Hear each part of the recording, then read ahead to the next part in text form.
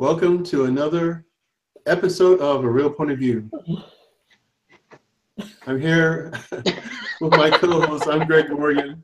I'm your host of A Real Point of View, and I'm the film critic.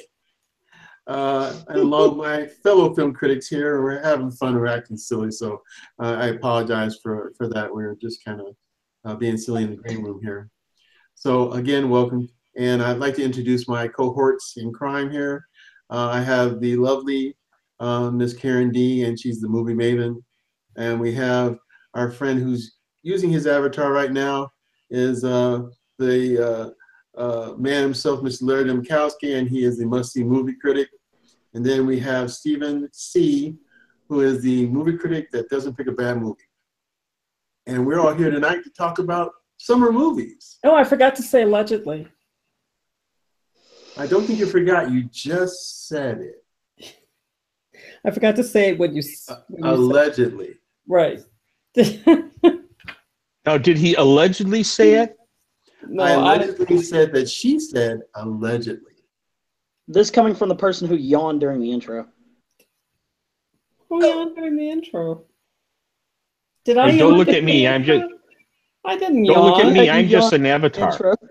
Right. Wow. And I was talking and Steve was watching. He's always watching. Yeah, Okay. let that sink in. Well, ladies and gentlemen, we have a little fun here, a lot of fun here all the time, acting silly and kind of messing with each other. But let's get down to serious business. Tonight, we're going to talk about summer movies.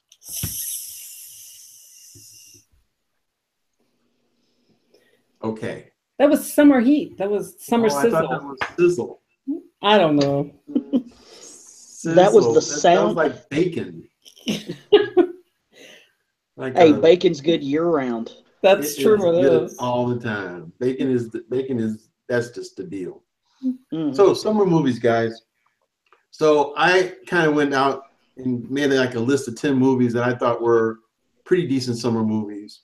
And I was having I don't know who posed the subject of summer movies. I think it was that you, Larry? Yes. Or was that you? Okay. Yeah, you can blame me. So I was thinking about summer movies, and so I went back into my childhood and pulled out a movie that I thought was really, really good. And I actually saw this movie recently again, and it's been quite a long time. So I remember where I was when I saw this movie. I was in Chicago, on the south side of Chicago, in a movie theater with my family in the Normal Theater, which is now closed. And the movie was one of the biggest blockbuster movies of the time. And for a lot of people, pretty scary. I don't think I was scared as much as I was in anticipation because of all the suspense throughout the whole movie. I think the movie was more suspenseful than it was scary. And that movie was Jaws. And it came out in the summer of 1975. It was June of 1975. This movie caught everybody's attention. And believe it or not, a lot of people weren't going to the beaches because of this movie, because they're afraid that some shark was going to come really close to the shore and, gobble people up just like the movie did.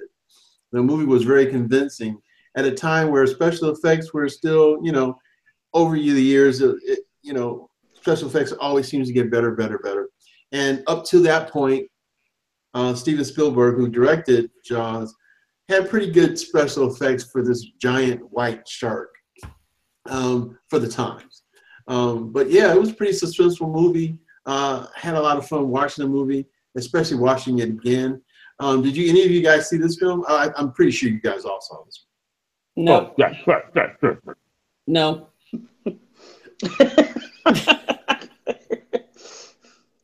I saw it. I've never seen Jaws. I don't do gore or horror movies. You weren't with us that day? No. In 1975? No. Where were you I at? can't even visualize 1975. It was a summer. You saw this movie with us. I did not see this movie. Wow. I've never seen. You've never seen Jaws? No. Oh, It really- you're kidding me. I'll tell you. Let me tell you something about this movie. a couple of things, and Greg knows my spiel on this, but this movie was one of the most important films ever made. Not because of special effects, but because this movie, Steven Spielberg and his financiers realized that most films made money after so many seats had been filled.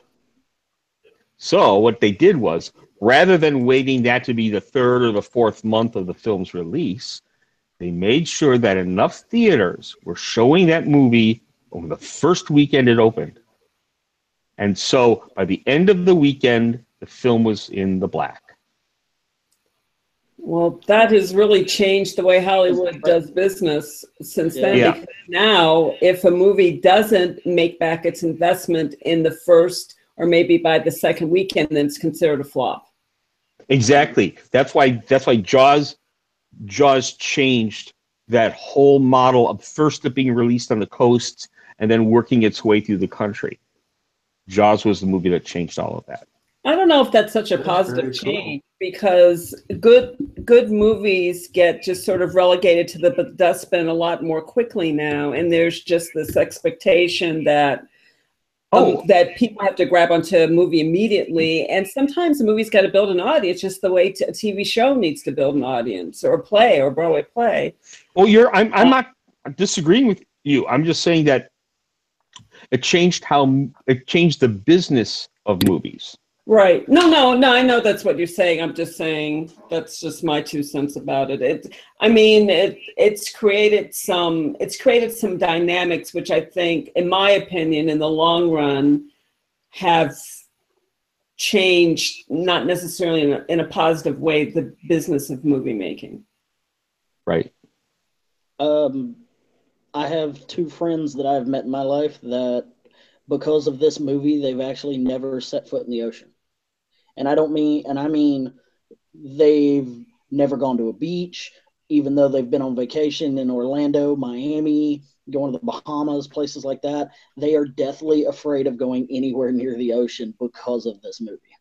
And this movie did that for a lot of people. It really did. Spielberg really outdid himself for the time of making it, even though we look back on it now, and even people at the time could see where it's just a movie, it's just a show, it's not real. But it implanted that little seed that made people go back and watch it, even though it was a fear of theirs. Mm-hmm, mm-hmm. Yeah, it was a very impactful film. It just was. And like you said, Steve, it's this, it's interesting how people think about things, what they gravitate toward, what permeates their mind with regard to just anything that happens in the world.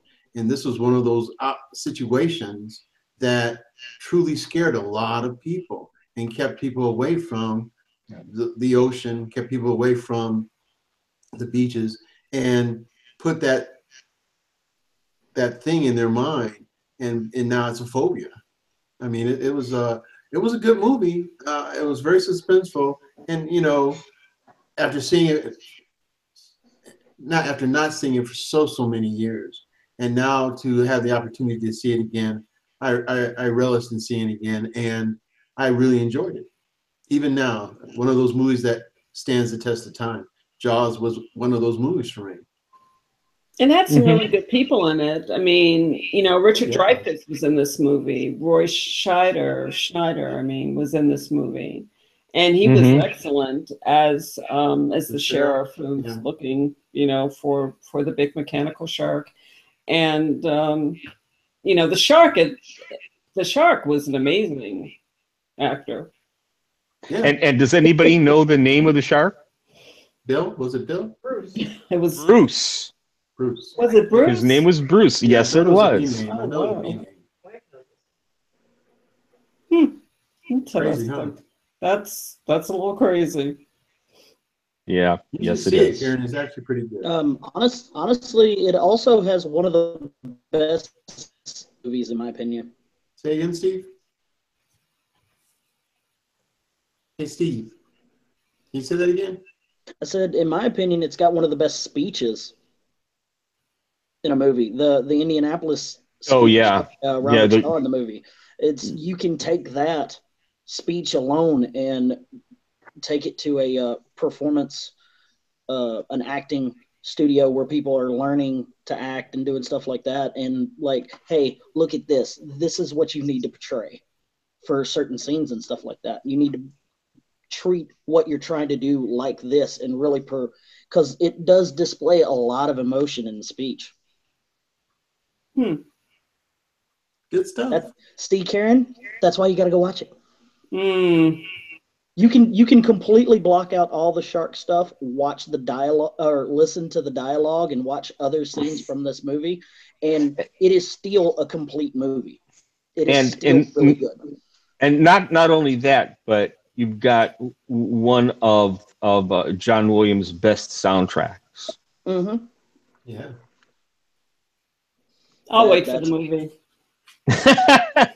Hey. Hey, you can always go to one of those drive-ins that's like it's a pond, and then they have the drive-in, and then you can sit in a tube while watching the movie. Well, that's true. That's an excellent idea, Steve. Yeah, that sounds not dangerous at all. No, not at all. So, guys, any other cool movies out there that you were able to find about the summer, especially you, Larry, since this was your subject? I'll tell you, I had trouble narrowing down the list. Yeah, so let me just name the movies that before I started not writing them down. Okay. All right, here we go. Here, I'm going to start with one of my favorite summer movies. It's called The Summer of '42. Oh. And it is an incredible film starring Jennifer O'Neill. And it's about this woman, young lady, newlywed, and her husband is drafted and in the Navy, and she has decided to spend the summer on a beach house overlooking the Pacific Ocean, hoping that her husband comes back. And over the other side, on the other side of the beach there are a bunch of high school kids just trying to get through the summer and hopefully maybe grow up a little bit in ways that teenage boys want to grow up maybe sooner than they ought.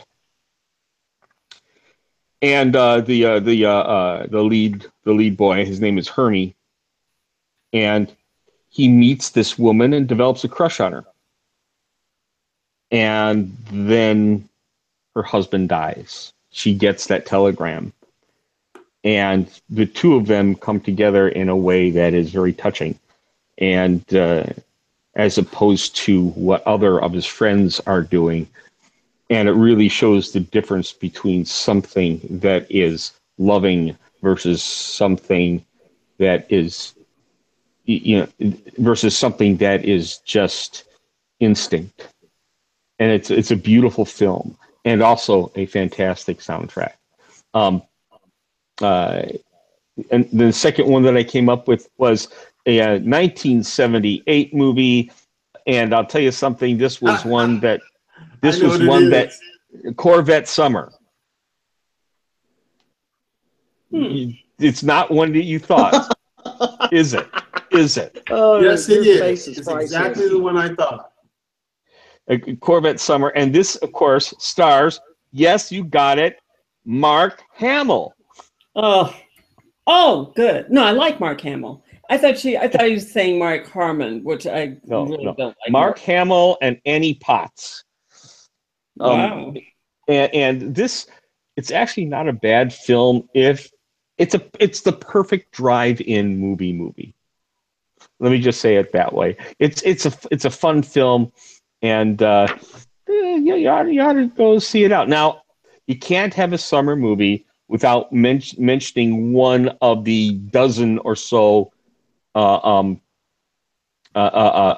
beach party films. So I chose Beach Blanket Bingo. I knew you were going to say that. That was a good one.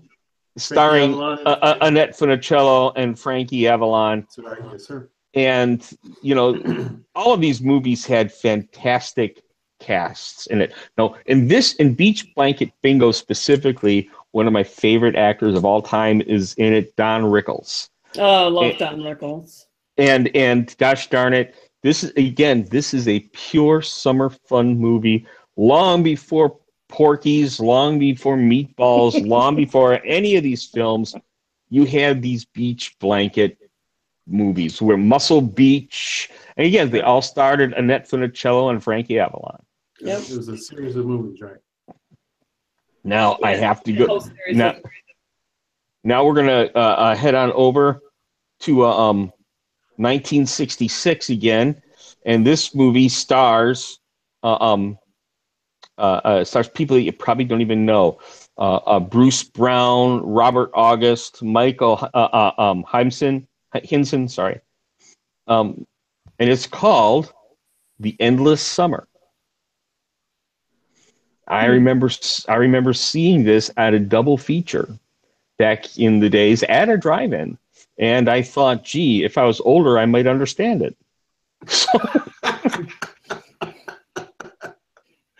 And so you revisited it, now you understand? No, he still doesn't understand it. No, it's actually a really entertaining film, and I highly advise you to watch it. This is actually it's a documentary. It's a sports documentary about surfing. Oh, about surfing. That's right. That is a great documentary. I've seen that. It is, and as really a matter well of fact, done. Documentarians study this film to learn how documentaries are made. This is done really well. And you don't even have to like surfing to like this particular documentary. I've never surfed a day in my life, and I thought it was fascinating. Yeah, and Greg, you know me well enough, and Karen, you know me well enough to know that I try to, whenever we do reviews like this, I try to pick out a documentary because they are a big part of the film industry, and people need to see more of these things. I agree. I've become a lot more attuned to documentaries of late. So yeah, I agree. Now, staying in the theme of surfing movies, there's another summer surfing movie, came out in '91, Point Break. Oh, Keanu Reeves. And Gregory hates that movie. Yes. I've seen both of them. What makes this movie is Gary Busey and Patrick Swayze. They're the ones who really make this movie. It also stars Lori Petty. I love Lori Petty and anything she's done, specifically Tank Girl. But that's not necessarily a summer movie, so I'm not really gonna go there any more than that. But the first Point Break film is pretty good. The one that was remade, the remake a couple years ago, is pretty bad. But I'll let you guys decide. Yeah, the best part of the remake was the scenery. That was it. The places that they went, it could have just been a travel movie. The places that they went were wonderful. The acting, not so much. Now, I got to tell you, there's now we're going to get into the great films, the great summer films. And the first one, it starts with American Graffiti. Good movie. And this film introduces us to Richard Dreyfuss. It introduces us to Harrison Ford. It introduces us to what's the guy's name who came up with the Star Wars? George Lucas. Yeah, I think that's it. With George Lucas, and it begins that next wave of movie making, and kind of allows us to grow up a little bit. All of these people like me, who went from Beach Blanket Bingo to Jaws. Now we had to grow up a little bit, and this movie lets us do it at our own pace. And it's a fantastic film, great soundtrack. Yeah. Next film is a great film. And oh, come on, my computer is acting up here. Sorry. And it stars Joanne Woodward, Orson Welles, and Paul Newman. It's called The Long Hot Summer. Wow. Came out in 1958. I don't remember Orson Welles in The Long Hot Summer. Yeah. He plays the father, the old man. Really? Yeah. Oh, I blocked that out. Yeah, he's like the civic leader. He's the guy who's trying to take over the town.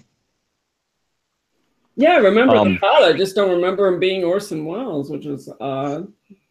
Mm-hmm.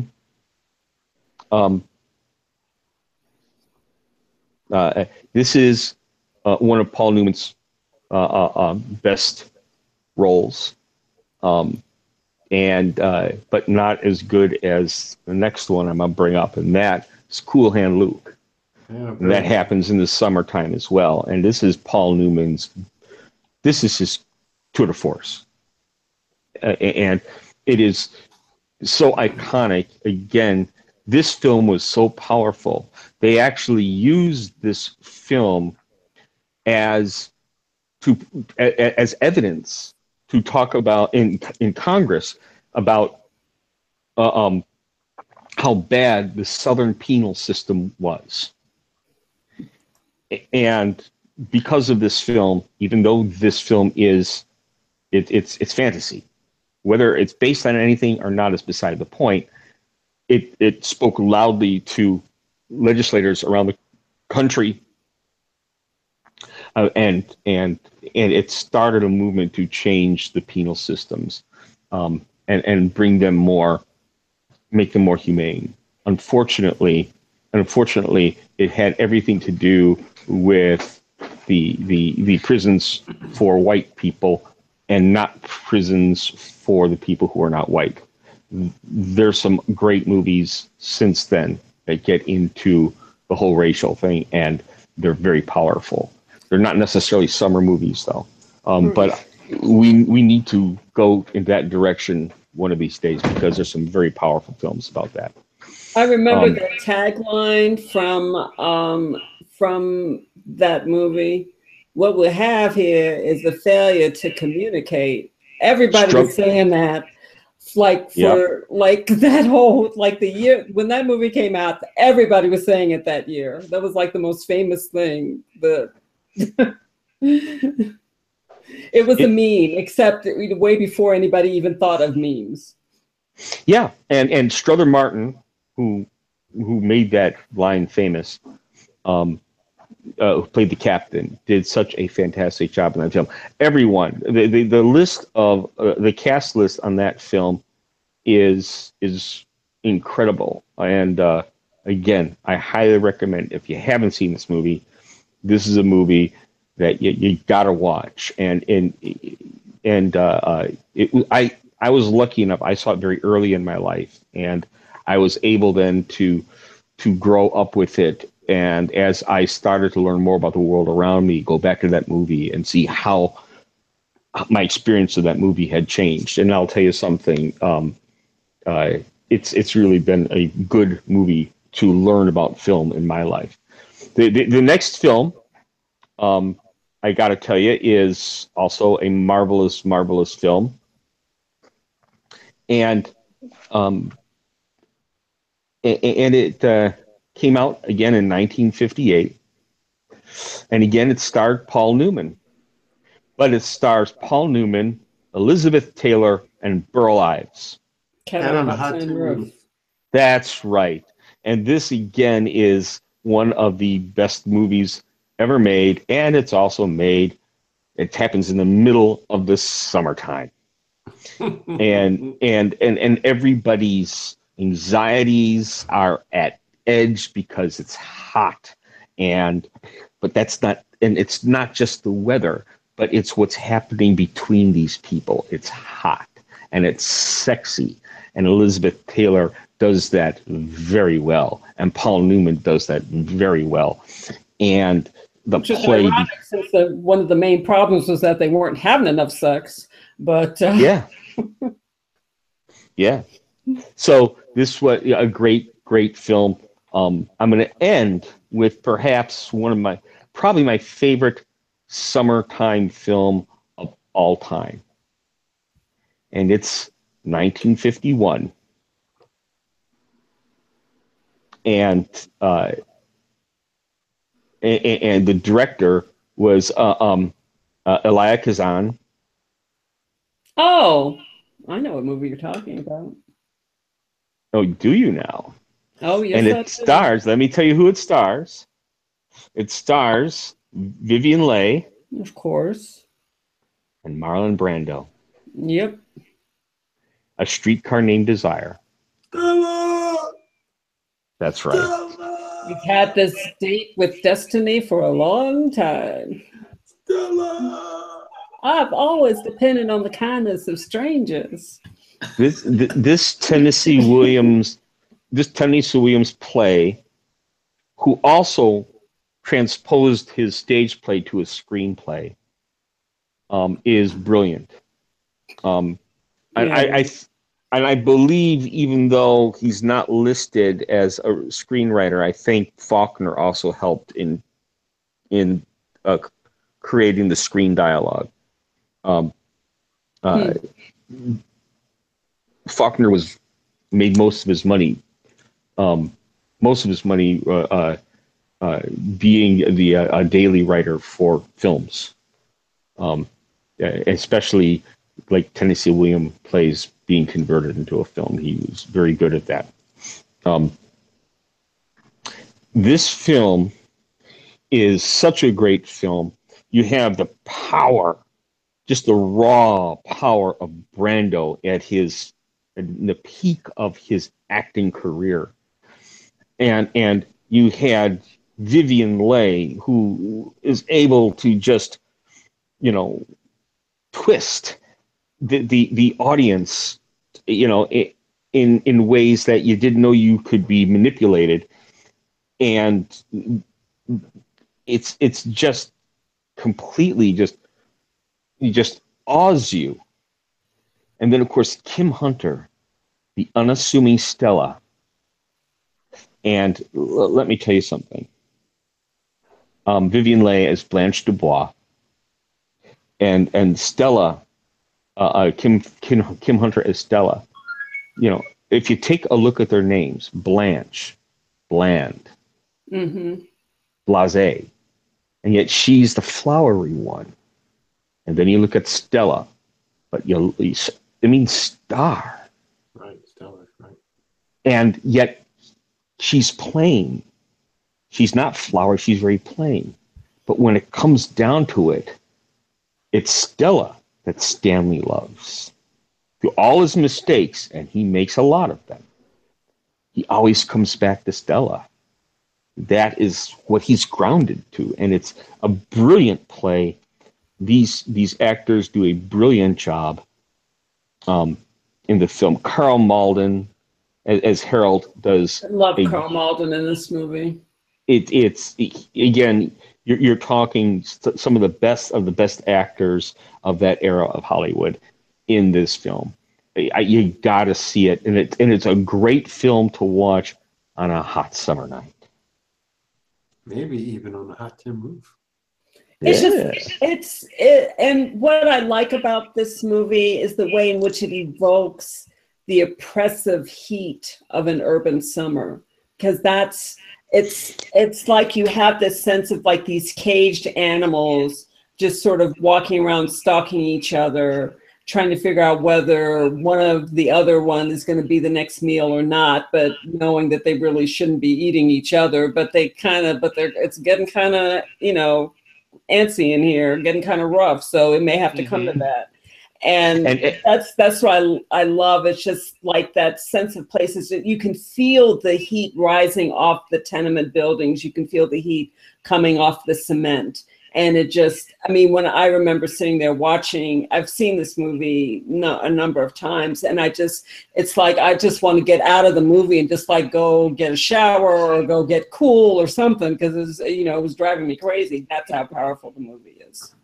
Yeah, it is. It's very powerful, and it's brilliant. And Karen, I agree with you with everything that you just said about this film. The whole the whole the temperature, the humidity, the oppressive summer down in where is it? It's in Louisiana, isn't it? Mm-hmm. And New Orleans, I think. New Orleans, and it becomes symbolic for the atmosphere, not just in the city in which they live, but the atmosphere of the Kowalski household and what's going on between all of them.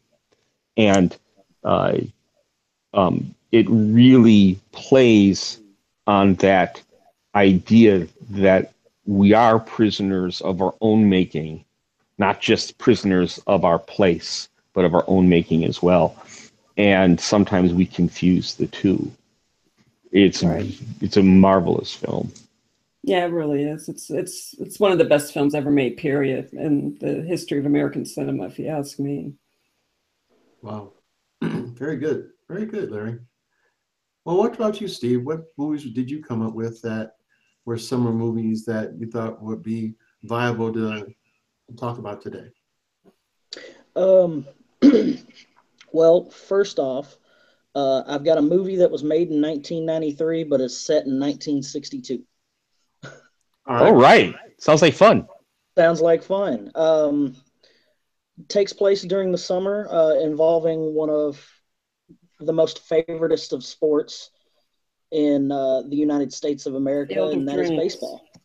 And it's about this new kid that moves to the San Fernando Valley, and while desperately trying to seek in, he ends up going to a local sandlot. And was that the name of the film? That might actually happen to be the name of the film. Yeah, I saw it. I enjoyed. I enjoyed this movie. It's a great movie. It's like earlier with coming of age movies, and this was one of my coming of age and growing up movies, where you're a young kid and you're trying to develop in the world and meet friends and start to gain understanding of people and kind of develop yourself and your personality and learn through actions and learn responsibility, which they actually teach you toward the end of the movie. But Scott Smalls, everybody calls him Smalls, moves into this town and he just wants to fit in. He wants to find some friends. He's living with his mom and his now stepdad, who is played by Dennis Leary. And so he goes to this baseball field, local little league field. They call it. I don't know when the term sandlot came around, but it was pretty much, it was all sand on the fields, not really much grass growing up around. And he ends up, there's a team that practices there every day, and it's a ragtag group of kids that love to play baseball, and they're not accepted, at their local little league or their high school, but their leader, Benny Rodriguez, nicknamed the Jet, gets everybody to accept him in, and but it doesn't go so well the first time. It turns out Smalls can't play baseball. He can't catch, he can't throw. It ends up going on display, and he ends up getting humiliated and leaving after the guys all laugh at him, except for Benny. And then later on, Benny slowly tries to teach him how to play baseball, how to catch, how to throw, how to do some things. And they really create this bond that lasts through the whole movie, and for the characters lasts through their whole life. And they end up getting into all sorts of summer teen hijinks. One of the boys tries to fake drown himself so he can get a kiss from the female lifeguard that's on duty, who he has feelings for. At the end of the Sandlot, there's a big wall fence right next to a house, and one of the baseballs ends up jumping over it as they're unable to catch. I think it was a home run, as a matter of fact. And Smalls tries to get over into it. Well, now you go into the local neighborhood lore of something that's not really as crazy as it is, but kids use their imagination to come up with this story with these tales, and the beast lives back there, which is a gigantic dog that'll eat anyone and everything that comes back into. Yeah, and they make a big deal in this film about that throughout the film. Yeah. It's and adds that fantasy element that we need that makes this film kind of magical. Well, it also makes it connect with kids, because kids are always using their imagination to come up with things, to come up with stories or backstories that they don't really know. And that's one of the reasons that I really, really could relate to this movie growing up.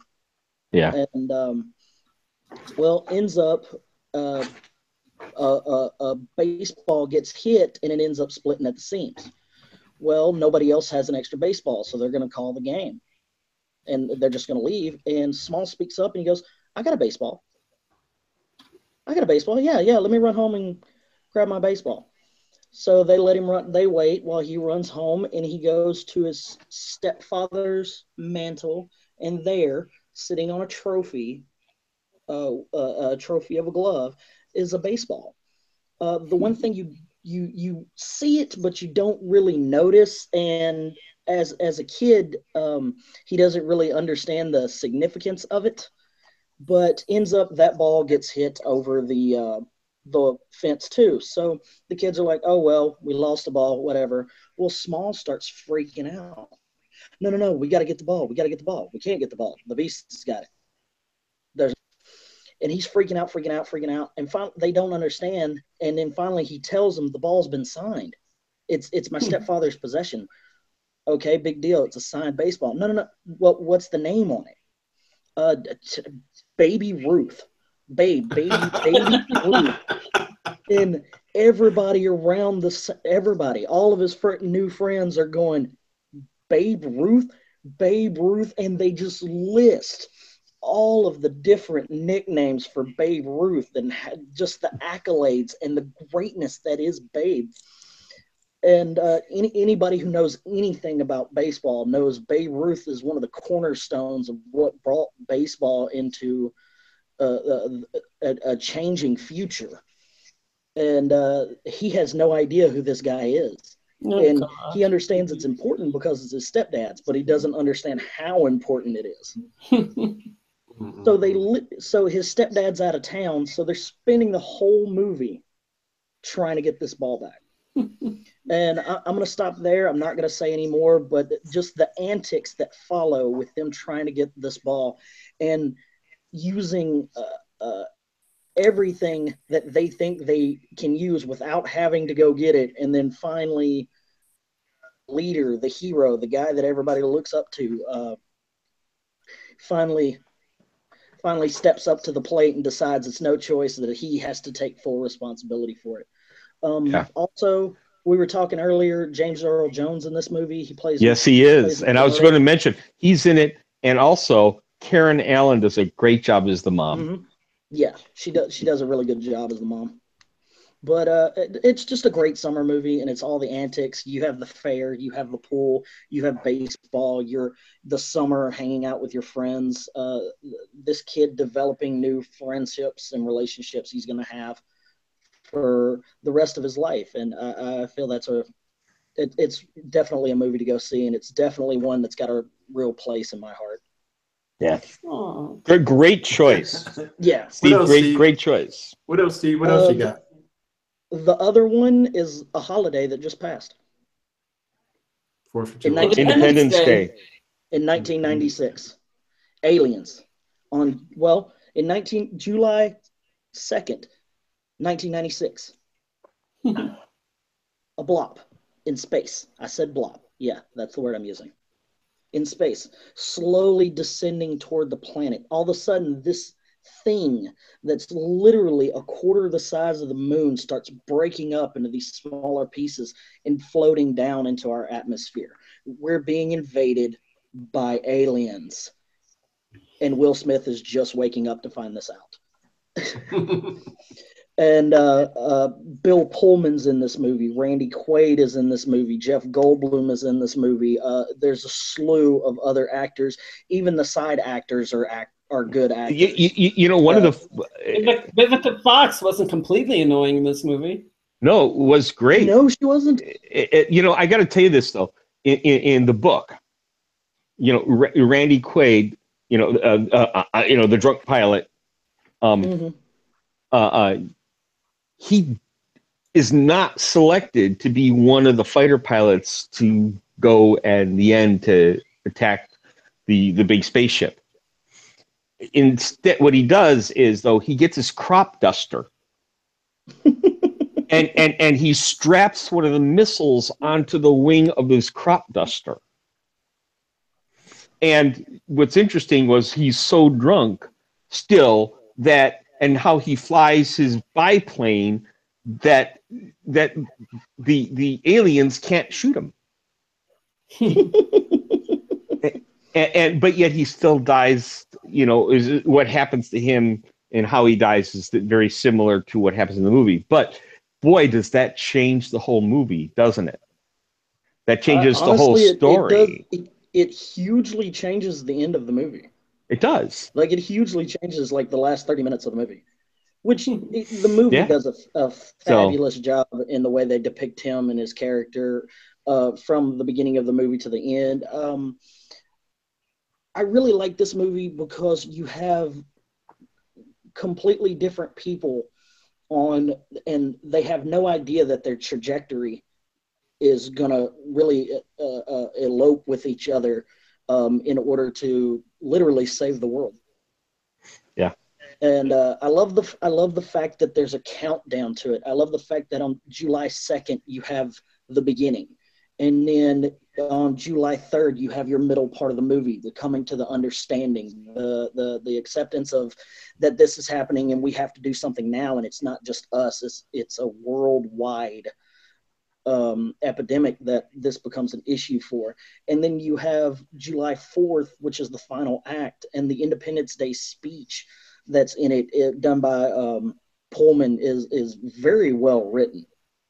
Very well done. I think it was very well written, but I don't think it was well done. I think I think that it's as good as Bill Pullman could have done it, and I really loved Bill Pullman in this role. I just think that I'm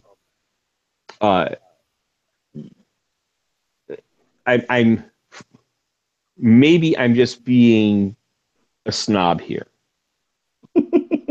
But I think in terms of like Kevin Branagh doing that speech in Henry V, and I'm going.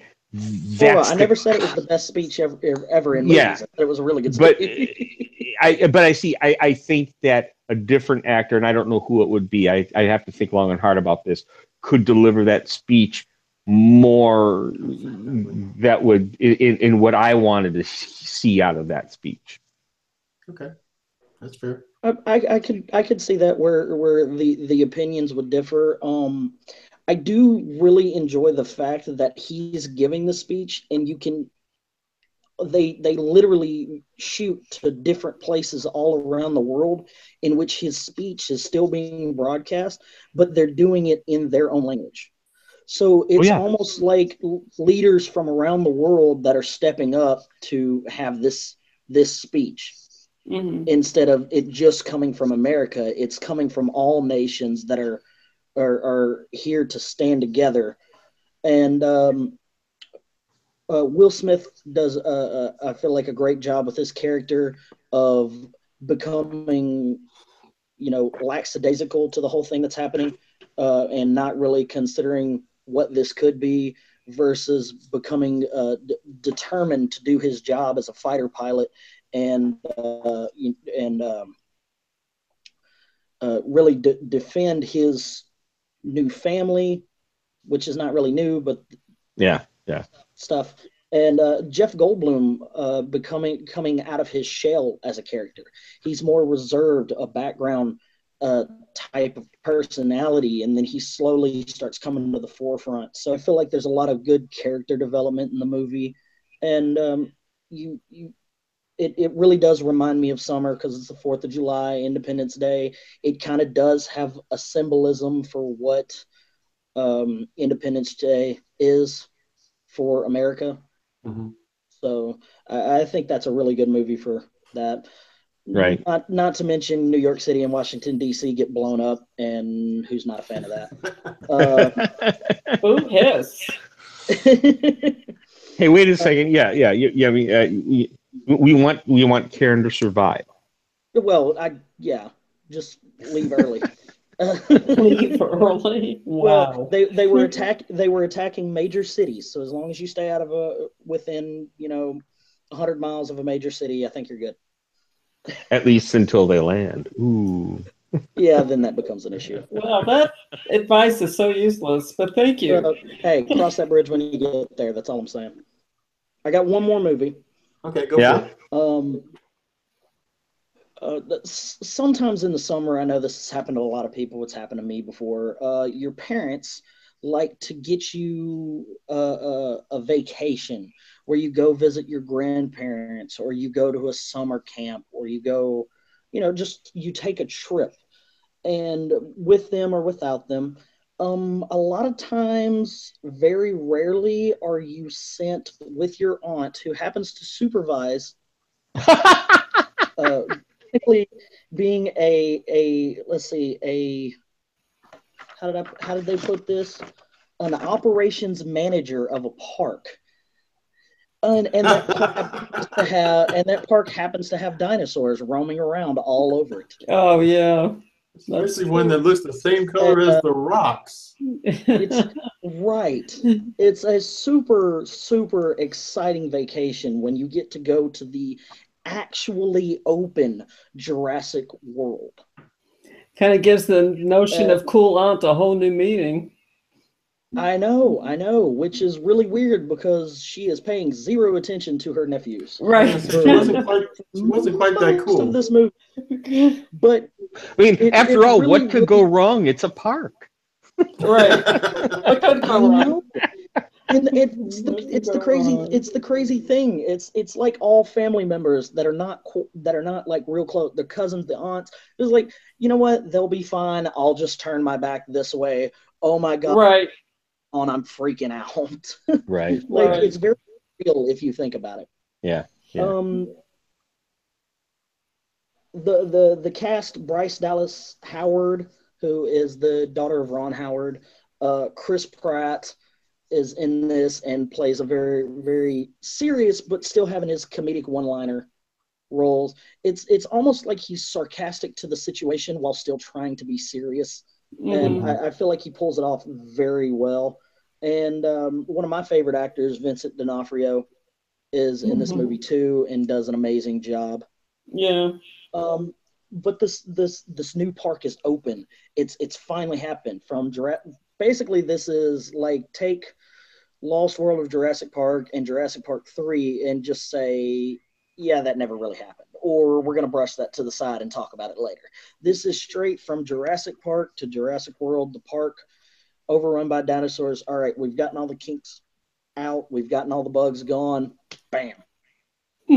This is open. People can come see dinosaurs. People get to go watch T-Rexes eat goats. There's this giant, I don't know what you'd call it, a giant shark that they feed that jumps, 35 feet out of the water. Yeah, and this giant shark, this aquatic dinosaur, makes T-Rex look like a goat. Wasn't his name Bruce? That's true. But the funny thing is this giant shark that jumps out of the water eats a shark. Yeah. There is a shark feeding the shark. That tells you how big the shark is. It's crazy. Wasn't his name Bruce? Actually, you know what? He might have been Bruce's stepdad. That's what I'm thinking. Right. But that was a major point of the movie where it got me. It took me back to Jurassic Park, where there was the wow factor. It was like, I've seen all the movies. I enjoy them for what they are. I thought Jurassic Park really took a huge step that not very many movies had done with dinosaurs and stuff like that. but ones you never had the wow factor like this. That it was kind of an oh my god scene. You turn into Keanu Reeves for a second, who was in Point Break. You didn't mention that, Larry. Yeah, I did. No, you didn't. You didn't say Yeah. Keanu Reeves. Yeah, I did. I said Keanu Reeves and Patrick Swayze. No, you didn't. You didn't. You said Keanu Reeves. No, you said Patrick Swayze. And... I'm sorry. You said Patrick Swayze and. No, you know what? You're right. Because somebody else mentioned Keanu Reeves. I think you did, Greg, and I said, "Yep," and Patrick Swayze. Nope, you said two names: Gary Busey and Patrick. Patrick Swayze. Yes, but I agreed with somebody who said, "Yeah, that's absolutely correct." I stand bowing to you and your wisdom. Oh Lord. But back to the subject. I just wanted to point that out. I'm sorry. But Chris Pratt, who's got obviously the best job in the world training velociraptors during this movie, is having conversations with Vincent D'Onofrio's character, and you can see D'Onofrio's shady. He's kind of the villain in this movie, if you would call him a villain. He's a villain. Oh, he definitely is a villain. Oh yeah, he's super villain. But basically, what happens is exactly what would happen if the park would have opened during the actual Jurassic Park movie. This is basically us getting to see what would have happened if hundreds of thousands of people were actually in the park when stuff went crazy. And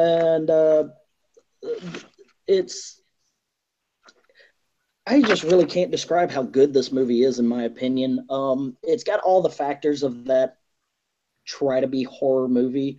Okay, I got a couple too far into slasher or gore.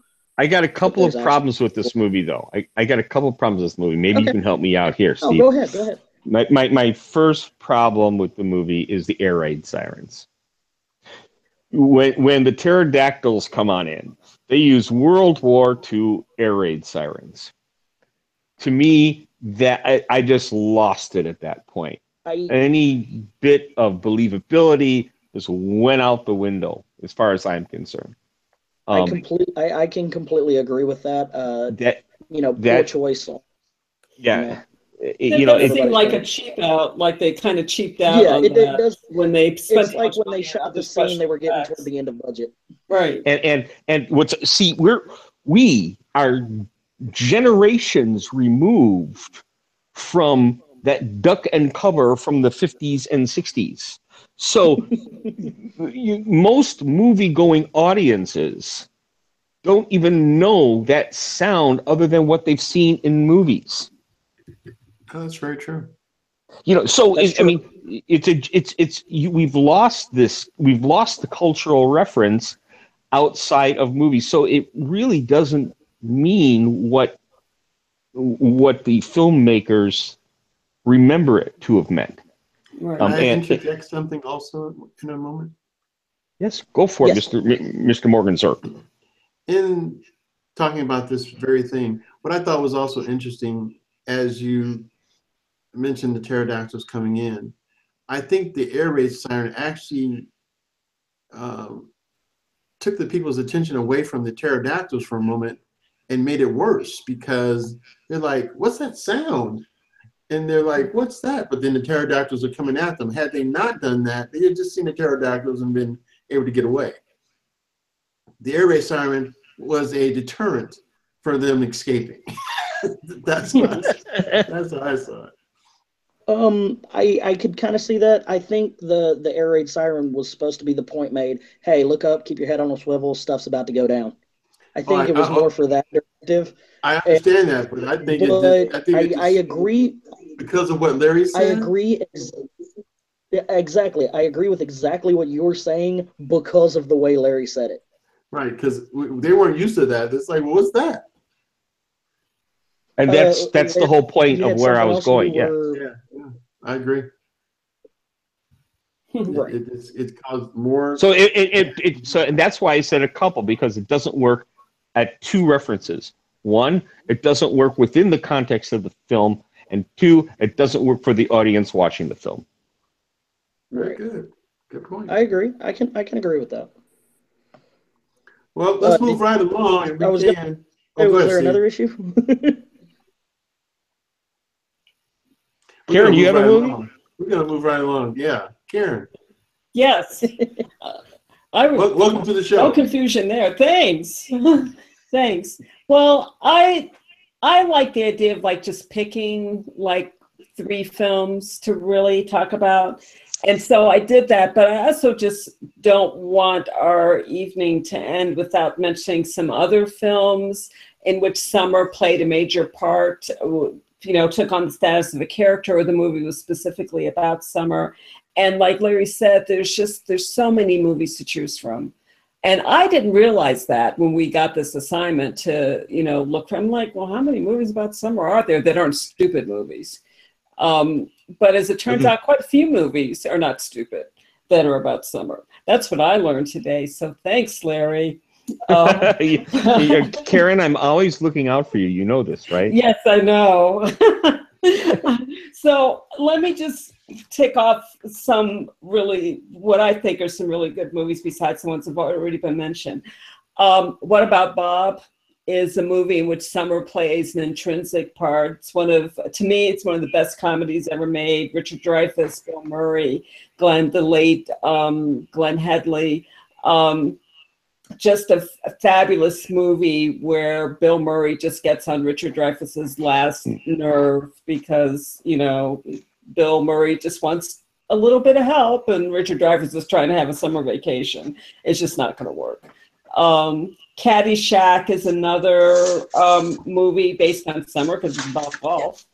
Bill Murray again. And Bill Murray again. Field of Dreams, if you build it, you know, he will come. I mean, come on, baseball, summer, what's not to like?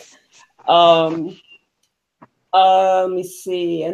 Dirty Dancing is very much a movie in which summer plays. You know, it wouldn't have been Dirty Dancing if it had taken place in the winter. It's about a family that goes to their summer home in upstate New York, and things go on from there. Another movie, Do the Right Thing. Really interesting, and I think very creative movie, and one of Spike Lee's best movies. And it's basically racial tensions in a Black neighborhood during a really hot summer.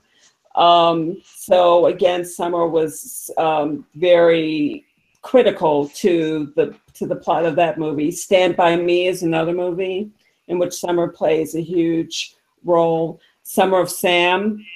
Well, it's about summer. It's about Sam. No, it's about, well, you know what it's about. Deliverance would be another movie. Yes. Summer will never be the same again after watching that movie. I know I don't want to go anywhere near the deep, dark woods of North Carolina after seeing that movie. I remember when around the time Deliverance came out, which was like late 70s, early 80s, I want to say, I had a trip scheduled to go whitewater rafting in kind of that area. In kind of Georgia, there's a point where Georgia, North Carolina, and Tennessee meet, and there's a river that goes through there called the Ocoee River. Only time in my life I've ever been whitewater rafting. I went camping. Also, the only time in my life I've ever been camping. But I was telling my mother that I was going to do this. I was going with 2 other friends, and she kept asking me, "Have you seen Deliverance?" Have you seen? She's like, "I'm not sure if you should really go. Have you seen that movie?" I can see your mother. I can see your mother saying that too. Yeah, and like an idiot, I watched the movie, and then I realized that just totally freaked me out. And I was completely freaked out, but I went anyway, and people were really nice, and I apparently survived. But anyway, it's a really such a well done movie, just an amazing movie. I'm not sure that movie could be done today because it's really visceral. And they made it. It's called Spit on Your Grave. Right, and we've become so politically correct in some of the wrong ways that I'm not sure that movie could be made today. But anyway. I would disagree, but it shouldn't be remade. Well, I don't think it should either. I'd say it can be. No, not remade. I'm not sure that the movie would get a green light today. I'm not sure that the movie, like the production people who said, yeah, let's make that movie, I'm not sure that they would be saying that today. That's what I'm saying. I'm not sure that that movie could be made original, in its original form today. Yeah. I could be wrong, but that's kind of what I think. One of Burt Reynolds' better films. Oh my God, He was amazing in that movie. But those movies have nothing to do with the movies that I want to bring out, and there are three that are among my favorite movies. And the first one is a movie called Summertime. So it must be about summer because the movie's called Summertime. This is a movie made in 1955. It's directed by David Lean. It stars Katharine Hepburn and Rosanna Brazzi. And Katharine Hepburn plays a woman, like a secretary from Akron, Ohio, who saves up all her money to take a dream trip to Venice in the summer. And so she goes off on this trip, and she, meets Rosanna Brazzi and kind of unexpectedly falls in love with him. So it's sort of that's basically what the movie's about. What I love about this movie is, one, it's sentimental because what was that? Okay. Oh, okay. Before I went to Italy, and the first trip I ever took overseas alone was to Italy. So this movie has a lot of sentimental value to me because it's about a woman who goes to Italy by herself. Also, the movie was completely filmed on location in Venice, in and around Venice. And you can tell the visuals are absolutely stunning. David Lean became so enamored of Venice when he went to make this movie that he began living there after he finished making this movie. And you could just tell and for David Lean, he didn't want to do soundstage. He didn't want to do Hollywood soundstage type movies. And Summertime was his first opportunity to kind of take it on the road and use real locations. And he spent a lot of time scouting out real locations and finding specific places to set up plot points in the movie. So that was really good. And the fact that this movie focused on a woman who wasn't married and who wasn't looking to get married, that was really interesting choice for 1955. Olivia de Havilland considered starring in this movie, but she decided not to.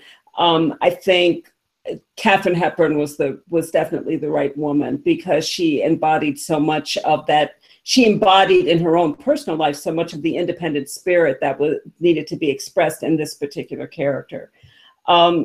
So it's a beautiful movie, and it just makes you want to go to Italy. And there are things in there that are kind of weird. I mean, they have a kid who kind of makes friends with Katharine Hepburn's character, and he's like a 12-year-old who's apparently homeless. And he smokes and kind of makes it. And I'm like, seriously? And here's the thing that sticks in my craw about this movie. It's a beautiful movie. It's great. But unfortunately, in 1955, you had to deal with Catholics and the National Catholic League of Decency, or whatever that organization was called, the Production Design Organization. There were censorship organizations that had names like that. that got very upset with that movie and got it edited and got what they regarded as offensive parts edited out. They didn't like the fact that Katharine Hepburn was an unmarried woman who had a relationship with Rossano Brazzi, who was married in the movie. So, and there are a couple of lines that they just found very offensive, where he tells her, he basically scolds her and says, well, you're acting like a child. You say that you're hungry and somebody gives you ravioli, but you say you want beefsteak, and so you reject the ravioli, but you're still hungry. And he's like, for God's sakes, child, if you're hungry, eat the damn ravioli. And the Catholics got all up in arms over the mention of beefsteak. I don't know why, but anyway, so they didn't like that. And there's a couple of other lines that they just wanted out. And so the movie, unfortunately, the censorship, just got its tentacles into the movie, unfortunately. There's a great scene where Katharine Hepburn is taking pictures. She has a video camera with her all the time. That's almost like another character. And she keeps walking. She's trying to get a wide angle shot, and she keeps backing up. She falls into the canal, and great scene. And then they pull her out and she makes a joke or something and goes on her merry way. Well, Katharine Hepburn actually developed an eye infection from that fall into the Venice canals, which affected her the rest of her life. She had that eye infection the rest of her life. Yeah, and she talks about that in many interviews throughout her career as well. Yeah, but it's really well done. And there's another thing that's kind of interesting, which was that there's another widow who runs the pensione where Katharine Hepburn stays, and the Pensione Fiorini, and the actress who played her, David Lean, hired her thinking that she was going to look kind of like an old widow woman. But the actress had plastic surgery done in between getting the job and the cameras rolling. And so she kind of looked glamorous and younger than David Lean wanted her to. So he was really pissed off about that, but it was too late to kick her out. And, it was like they had to go with it. So they went. Not only was he not happy with the way that she looked, because she looked far too glamorous and young. And I guess she didn't come from the Betty Davis school who had no problem with looking as awful as she needed to make a role convincing. This woman wanted to look glamorous. So that was problem one. Problem two was that he wasn't happy with her acting at all. And there were scenes where she was supposed to evoke, tears, very emotional, sad scenes, and she just wasn't delivering the goods. And David Lean complained about that to Katharine Hepburn. And Katharine's like, I got you, David, not to worry. So she goes and talks to this actress and slaps her across the face really hard. And so the cameras start rolling and she's like, on the verge of tears and, crying and the tears are flowing or whatever. And David's like, this is fabulous. Then he tells Katharine Hepburn later, you're a much tougher director than I've ever been. I not want to get on the wrong side of you. So anyway, I love this movie. It's beautifully done. If you have the chance, watch the movie. It's whimsical and, it's kind of lighthearted, but just the scenery of Venice is and I've never been to Venice. When I went to Italy, I did not go to Venice, but I want to go. After seeing this movie, one of the things about David Lean movies, even the darker movies that he's done, he always finds the humor in human existence. Mm-hmm. And this is important, and he uses this very well, and he uses it through not just what the actors do, but he also does it through the eye of the camera. And just brilliant, a brilliant director, and editor. He and his wife did most of the editing for most of the films that he did. Incredible. He's one of those directors that if you're going to study directing, list. He's the one. He's the one to study directing with, definitely. And in fact, Katharine Hepburn would sit in the editing studio with him because he was just so focused. She frequently cited him as like one of the best directors she had ever worked with in her career. She thought her experience on Summertime was absolutely wonderful. And it was because of the focus and the care that David Lean brought to filming this picture. And this cost him a lot of money because, I mean, again, they were actually in Venice. This is 1955. These people, this town is not used to American directors with all their movie cameras. And in fact, the movie cameras scared away customers and scared away business from the local Italian businesses. It's not at all like it is today where, if you've got cameras rolling because something's being filmed, people flock to that. No, in Venice, they ran away. So David Lean had there's something else going on there, and this is important. Most of the movies that Hollywood made or England, Pinewood Studios made, in Europe after World War II had a lot to do with World War II, and not the fighting part of World War II, but it had to do with the reconstruction of Europe after World War II, and maybe the movie's not about that, but that's why they brought the movies there to make movies. It was cheap to make movies throughout Europe, much cheaper than making it on a lot somewhere. That's one of the reasons David Lean did that, is because it would have saved him a lot of money. But also, it was to reconnect the people in Europe with the rest of the world again, and not in an angry war type way.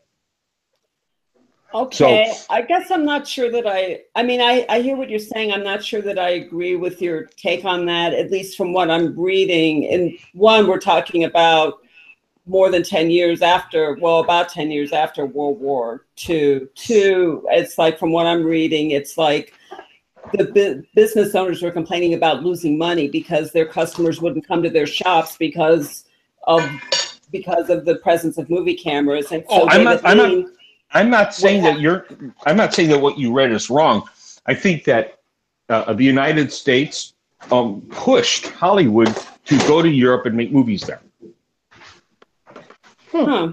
And I guess I wasn't reading that either. It sounded like David Lean really wanted to do this on his own, and that it probably would have been easier for him to do it on the soundstage. And in fact, it turned out to be more complicated and more expensive than anyone thought, because he literally had to shell out money to businesses, to business owners, to appease them so that he could continue filming, because they got angry about the presence of his. Well, there's a couple of reasons for that too. See, it has to do with Katharine Hepburn. Katharine Hepburn, most of the movies that she was in, she funded.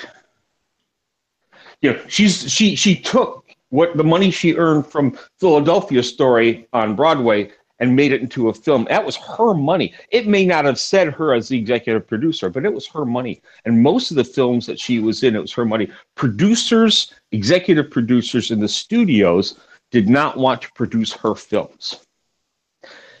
Why? Well, she liked slapping that other actress. That's how she was. She was like that in real life. And she wanted things to be done in a very particular way. And if it didn't meet up to her expectations, and they were done.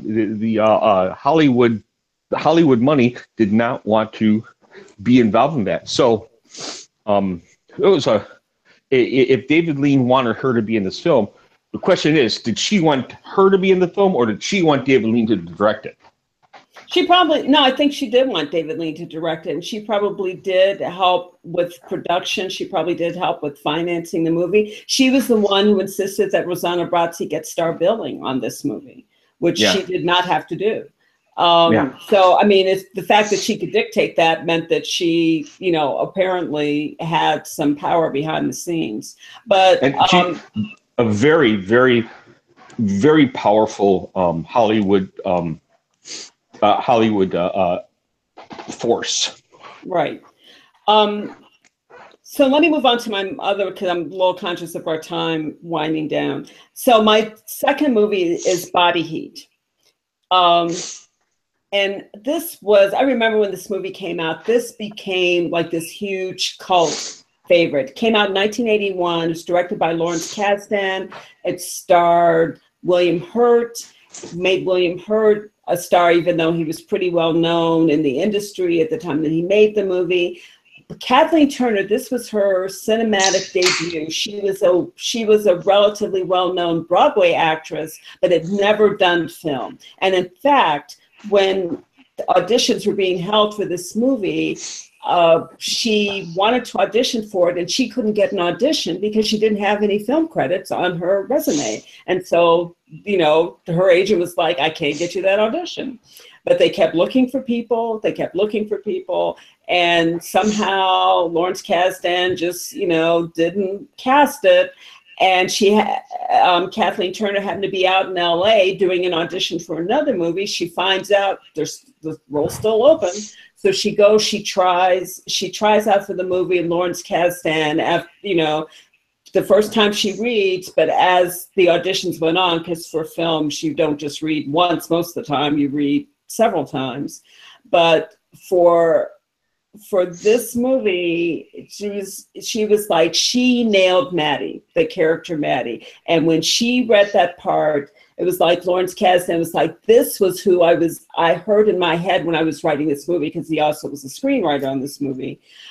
This is the voice that I heard. Kathleen Turner, the way that she talked, the way that she embodied that character, that's what I was envisioning. That's why she got the role. And it made her a star. It made her a movie star. And this movie was very sexy. And I mean, the title, Body Heat. In fact, the tagline for the movie, which I will never forget, is Body Heat gives you fever. And there were body heat societies that popped up in 1981 when this movie came out. I remember when it premiered in Washington, D.C., because I was living in Washington, D.C. at that point in time. And there were like body heat clubs that popped up, and we would wear these buttons that say Body Heat gives you fever. And people would stand in line to see this movie because it was that cool. It was like the coolest film ever. It really stands the test of time. It's an homage. It's not a remake, but it is an homage to Double Indemnity. It has very similar, you know, journey to Double Indemnity. And it's a real homage to film noir. And it does have humor. And it has quirkiness, but again, the heat is a character in this movie, and that's what I love. It's like, it's summer. It's brutal. It's a brutal, oppressive summer.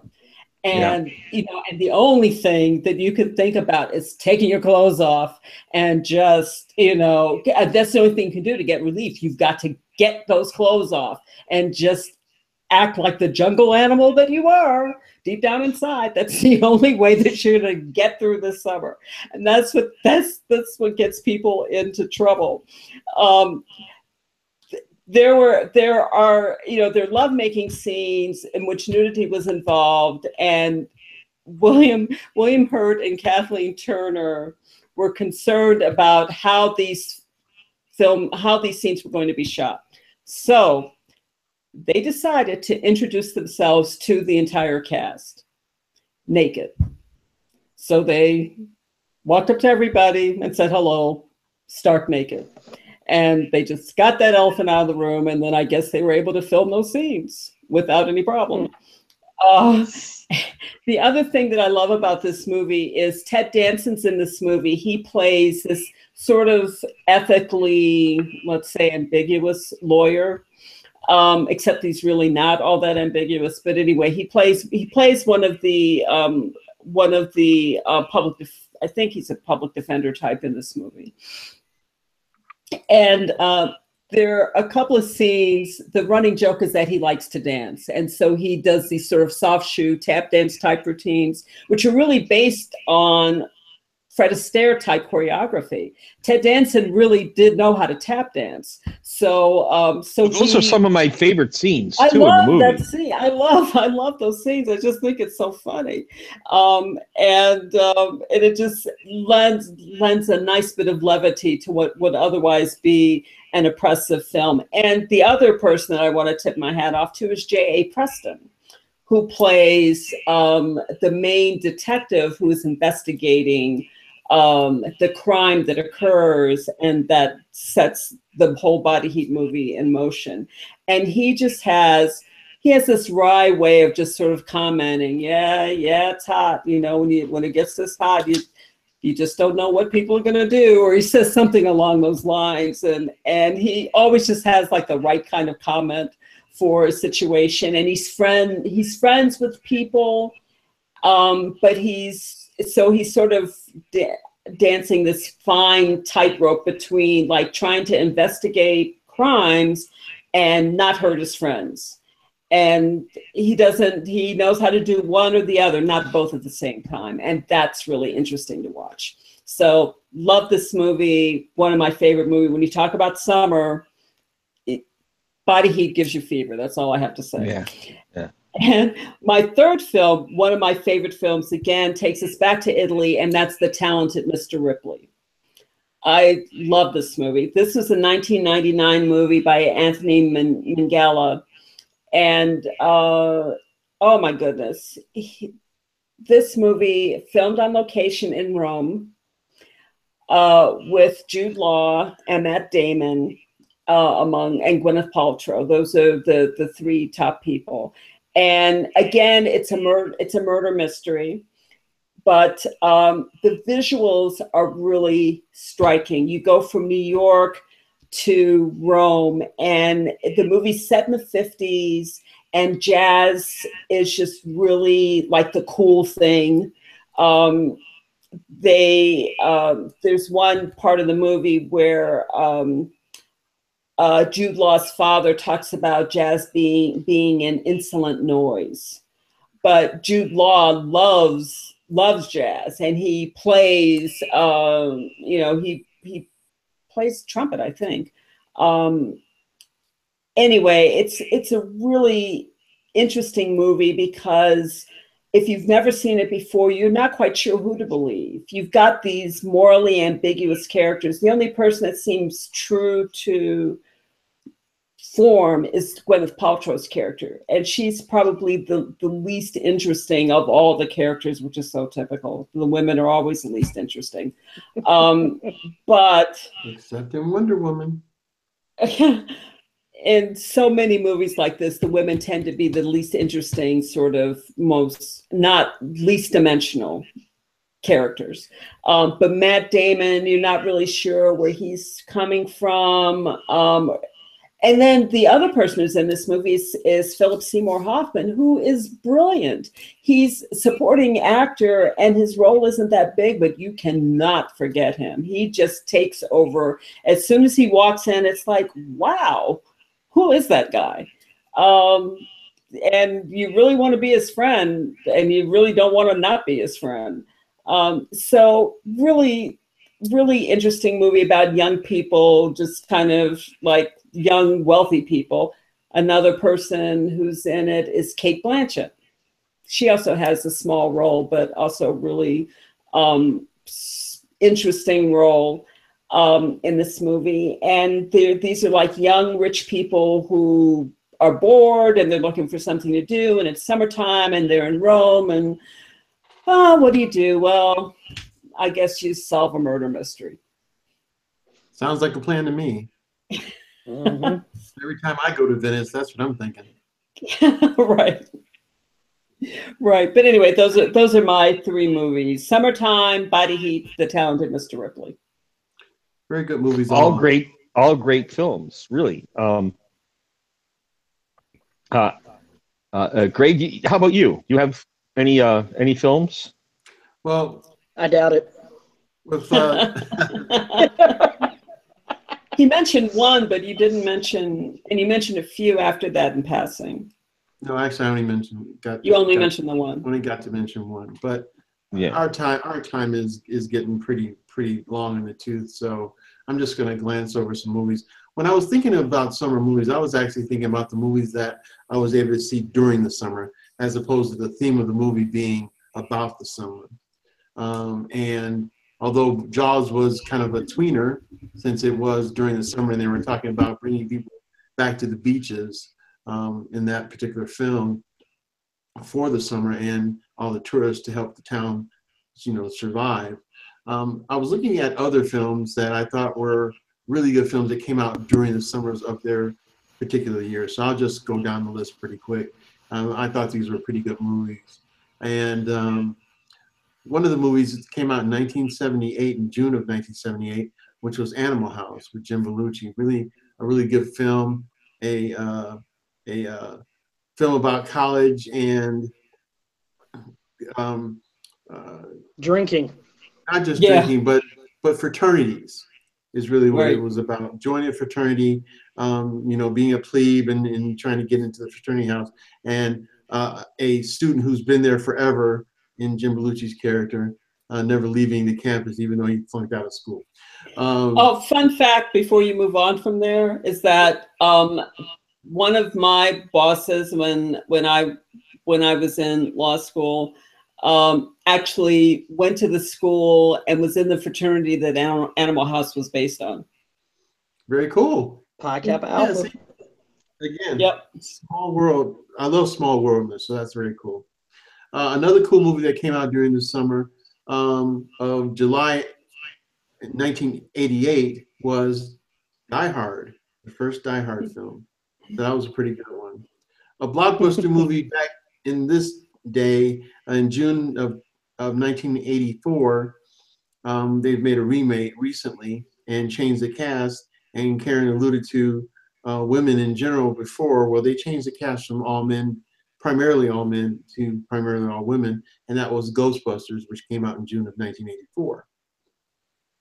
Now, a film that I thought was hilariously funny, and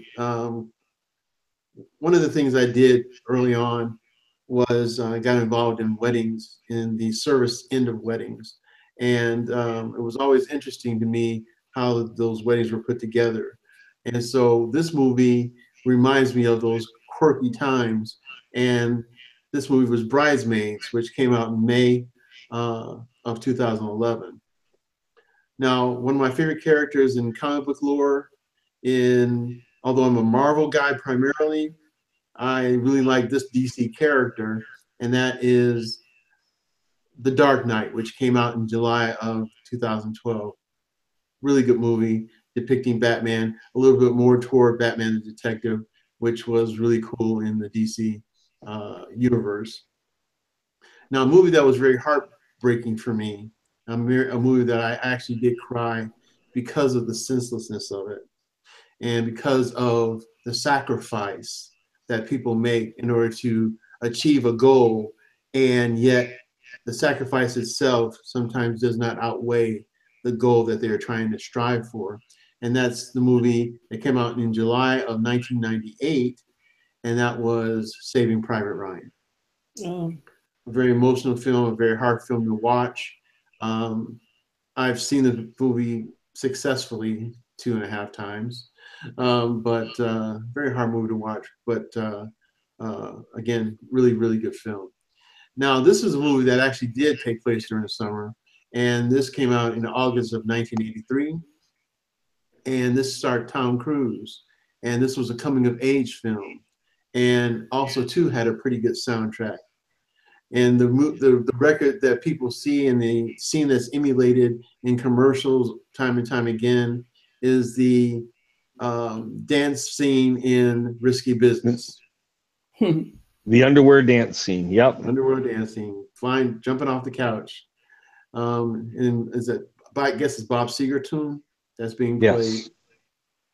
And then a movie that had a sequel, and this was another very big movie for Harrison Ford. And this came out in June of 1981, and that was Raiders of the Lost Ark. Very good film. Uh-huh.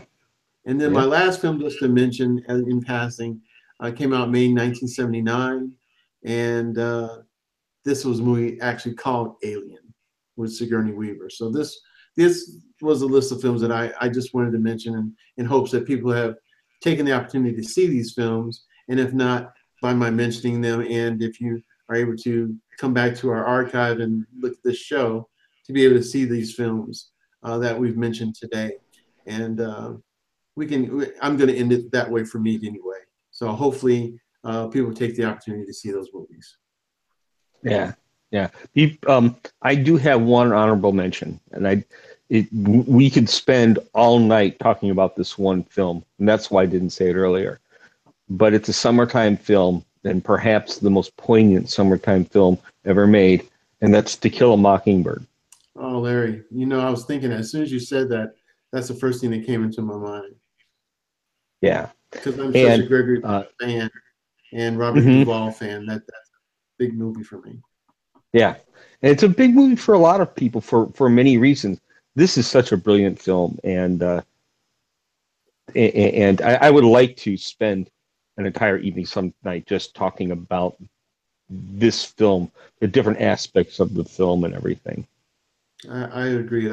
It's so deep and so rich in so many different aspects of not just film, but subject matter that I would agree with you. I would love to do that too. Well, anything else? Any other honorable mentions from you guys? I'll throw out Splash. Oh, with Tom Hanks? And Daryl Hannah.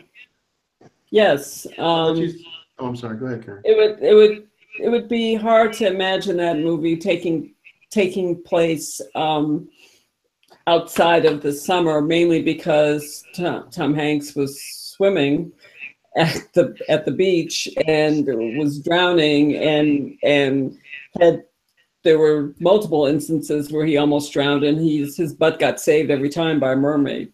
So, and that's how the movie begins. Anyway, it's an adorable movie, and unfortunately for Daryl Hannah, it's still one of her best movies because it was hard for her she became enormously successful after that movie was made, but she could not convert that into a really strong acting career in my opinion. I mean, she had some good parts here and there, and she's sort of doing character parts now. But in terms of having like a sustained star type career, no. It kind of went downhill after Splash, in my opinion. Oh, yeah. How about you, Steve? I got nothing. See, Steve, that's why we like you. I got nothing. Really, nothing. I kind of feel like I should have mentioned Splash now. Yeah. See, there you go. Good job. Well, I'm going to mention one more movie, and that deals with water. And I don't care. I thought this was a pretty good movie. And this stars Kevin Bacon is actually one of the minor characters in this. And it's The River Wild. Yeah. And this is, despite all the different people that don't like, oh my God, I can't think of it, Meryl Streep. I think this is one of Meryl Streep's better films. And it shows that she has a few layers to her acting career, but this was one of her better films, and I really like it. It's a suspense thriller, and it was worth the watch. So it's at least has water in it. Yeah, it does. Maybe that's summer, but it's got water in it. And it does Karen, have water. you mentioned the whitewater rafting, and that's what's in this film. So yes. All righty. Well, we've been on here probably longer than either Rip Van Winkle or Methuselah. So we're going to jet out of here. But thanks again for listening and watching. And we hope that you continue to listen and watch and follow us here on A Real Point of View on our YouTube channel. If you ever get the notion to listen to some internet radio, we're on Blog Talk Radio also. with some archive shows. And if you have any comments, just leave them below on our YouTube channel, and we'll try to get to those comments. And if you have any movie ideas, any movies that you want us to see and critique, we'd be more than glad to take that in consideration. But for me, Larry, Karen, and Steve, I'd like to say, have a good night. Make sure you get out there and watch the movie. There's no excuse these days. There's streaming, there's video, there's just all kind of ways to be able to see a good film. And we hope that we were able to impart some wisdom on some films that we think you should watch. Thanks again. And everybody out there, have a good night. Night, everyone. Night. Night.